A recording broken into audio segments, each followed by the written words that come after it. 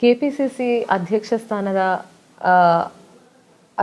ಸ್ಥಾನಕ್ಕೆ ನೀವು ಸೂಕ್ತರು ಅಂತ ಅನ್ನಿಸ್ತಿರೋ ಅಥವಾ ರಾಜ್ಯದ ಚುಕ್ಕಾಣಿ ಹಿಡಿದು ನಡೆಸುವಂಥ ನಾಡದೊರೆ ಆಗಲಿಕ್ಕೆ ನಿಮಗೆ ಆ ಸ್ಥಾನಕ್ಕೆ ಸೂಕ್ತ ಅಂತ ಅನ್ನಿಸ್ತಿರೋ? ನೋಡಿ ಮೇಡಮ್, ಅದು ಡಿಪೆಂಡ್ ಅಪಾನ್ ಸನ್ನಿವೇಶ, ಸರ್ಕಮ್ಟನ್ಸು, ಹೈಕಮಾಂಡು, KPCC, ಶಾಸಕರು, ಮಂತ್ರಿಗಳು, ಸ್ಟ್ರಕ್ಚರ್ ಭಾಳ ದೊಡ್ಡದಾಗಿದೆ. ಇದು ಒಂದು ಬರೀ ನಾವು ಅಧ್ಯಕ್ಷ ಸ್ಥಾನ ಅಂದರೂ ಕೂಡ ಅದಕ್ಕೆ ಸ್ಟ್ರಕ್ಚರ್ ದೊಡ್ಡದಾಗಿದೆ.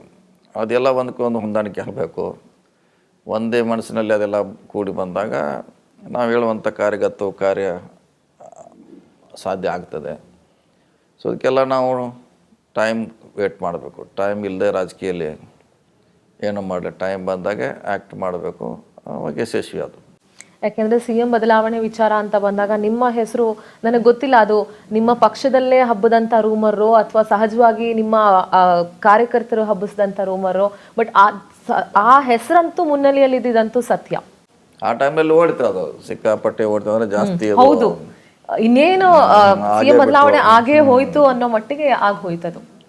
ಆ ಥರ ನಿರ್ಮಾಣ ಆಗಿತ್ತು. ಅದು ಹಿಂಗೇನು ಆಗ್ಬೋದು ಅಂತಾಗ ಸಹಜವಾಗಿ ಅವ್ರ ಫಾಲೋವರ್ಸು ಒಂದು ಪಕ್ಷದಲ್ಲಿ ಇದಾದರೆ ಹೀಗಾಗ್ಬೋದು ಅನ್ನೋ ಆವಾಗ ರೋಮರ್ ಬಂದೇ ಬಂತು. ಆದರೆ ಆ ಸಂದರ್ಭ ನಾವು ಅಲ್ಲಿ ಕಳೆದಿದ್ದೀವಿ. CM ಅವ್ರು ಯಾವ ಕಾಲಕ್ಕೂ ಇಳೆಯವಲ್ಲ, ಅವರೇ ಇರ್ತಾರೆ. ಸೊ ಈ ಅವಧಿಗೆ ಅದು ಪ್ರಶ್ನೆ ಎಲ್ಲ ತಿಳಿದ್ವಿ. ಸೊ ಈಗ ಅವ್ರು ಅದನ್ನೇ ಹೇಳಿಕ್ಕೆ ನಾವು ಬಯಸ್ತಾ ಇದ್ವಿ. ಈಗ CM ಅವರು ಸಿದ್ದರಾಮಯ್ಯ ಇದ್ದಾರೆ, ಅವರೇ ಇರ್ತಾರೆ. ಸೊ ಅವಕಾಶ ಬಂದಾಗ ನೋಡೋಣ ತಿಳಿದ್ವಿ. ಅವಕಾಶಕ್ಕೆ ಕಾಯಬೇಕಷ್ಟೇ ರಾಜಕೀಯದಲ್ಲಿ. ಬಟ್ ಆದರೆ ಸರ್, ಈಗ ಮತ್ತೆ ಯಾಕೆ ಖಾಸಗಿ ಸುದ್ದಿವಾಹಿನಿಯಲ್ಲಿ DK ಶಿವಕುಮಾರ್ ಅವರು ಮಾತಾಡುವಾಗ ಒಪ್ಪಂದದ ವಿಚಾರ ಬರುತ್ತೆ, ಅಂದರೆ ಲಾಯಲ್ಟಿ ಇರೋ ಕಡೆ ರಾಯಲ್ಟಿ ಒಂದಲ್ಲ ಒಂದು ದಿವಸ ಸಿಗುತ್ತೆ, ನಾನು ಆ ಟೈಮ್ಗೋಸ್ಕರ ಕಾಯ್ತಾ ಇದ್ದೀನಿ, ಒಂದು ಒಪ್ಪಂದ ಆಗಿದೆ, ಅದನ್ನು ನಾನು ಮಾಧ್ಯಮಗಳ ಮುಂದೆ ಹೇಳಲಿಕ್ಕೆ ಇಷ್ಟಪಡಲ್ಲ ಅಂತ ಹೇಳ್ತಾರೆ. ಮುಖ್ಯಮಂತ್ರಿಗಳು ಬಹಳ ಸ್ಪಷ್ಟವಾಗಿ ಹೇಳ್ತಾರೆ ಅಂತ ಯಾವುದೇ ಚರ್ಚೆ ಬಂದಿಲ್ಲ ಅಂತ ಹೇಳಿ. ಮತ್ತೆ DKಶಿ ಹೇಳ್ತಾರೆ CM ಹೇಳಿದ್ಮೇಲೆ ಮುಗೀತು ಅಂತ ಹೇಳಿ ಅವ್ರು ಅಲ್ಲಿಗೆ ಅದನ್ನು ನಿಲ್ಲಿಸ್ತಾರೆ. ಬಟ್ ಈ ಮಾತುಗಳು ಪದೇ ಪದೇ ಯಾಕೆ ಬಂದು ಹೋಗ್ತಾ ಇದೆ ಅಂತ ಅನ್ಸುತ್ತೆ? ಮೇಡಮ್, ಅದನ್ನು ಈಗಾಗಲೇ ಅದ್ರ ಬಗ್ಗೆ ಹೇಳಿದ್ದೀವಿ.